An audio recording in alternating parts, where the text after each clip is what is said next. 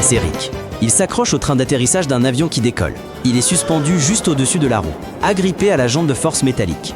L'avion a déjà atteint 100 km/h. Le vent est fort, mais pas encore mortel. L'avion accélère encore. Le bruit des turbines assourdit ses oreilles. La structure tremble. Le béton défile sous ses pieds. La vitesse dépasse 250 km/h et l'avion décolle. Rick se plaque contre le tuyau et ne lâche pas prise. À 150 mètres d'altitude, le pilote rentre le train d'atterrissage. Le train se replie, mais Rick ne veut pas y entrer. Il grimpe et s'accroche à l'antenne près de l'aile, la serrant de toutes ses forces.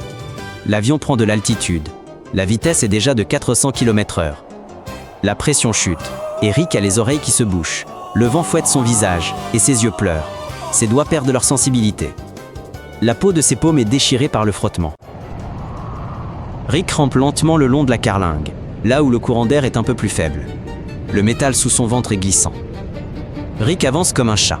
Il s'accroche aux joints et fente entre les panneaux pour garder son appui et sa direction. L'altitude approche les 3000 mètres. La température continue de chuter. Sa peau se tend sur son visage. Les épaules de Rick tremblent. Ses lèvres sont sèches. Ses joues lui font mal à cause du vent. Il se fige à l'aile, poitrine plaquée.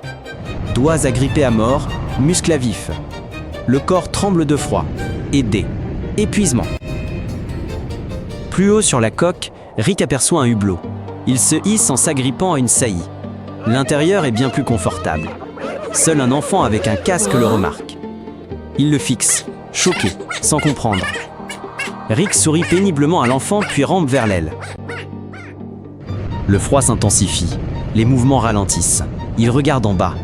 Une basket glisse de son pied. Le vent l'emporte en arrière.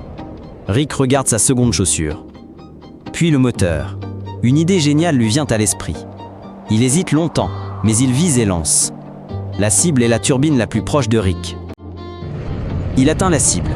Puis la turbine tremble, rugit et crache un jet de fumée. L'avion penche et vrombit. Le vent extérieur couvre tout. L'alarme retentit dans le cockpit. Le pilote aperçoit Rick sur l'aile. Choqué, il renverse son café sur le tableau de bord. Tout se remplit de fumée. Les pilotes se regardent et comprennent. L'avion est condamné. La température monte. L'air épaissit, mais cela ne sauve plus Ricka. Ses forces l'abandonnent, ses muscles faiblissent. Il se décroche de l'aile et tombe. Heureusement, sous lui, c'est la surface sombre de la mer. Il tombe sur le dos, mais réussit à jeter un dernier coup d'œil à l'avion, qui, très probablement, va aussi écraser. Le vent emporte les larmes de son visage.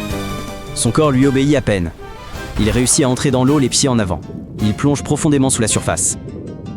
30 secondes plus tard, Rick remonte à la surface. Il prend une grande bouffée d'air. L'avion n'est plus visible. Rick a eu de la chance aujourd'hui. Soutenez-le avec un abonnement.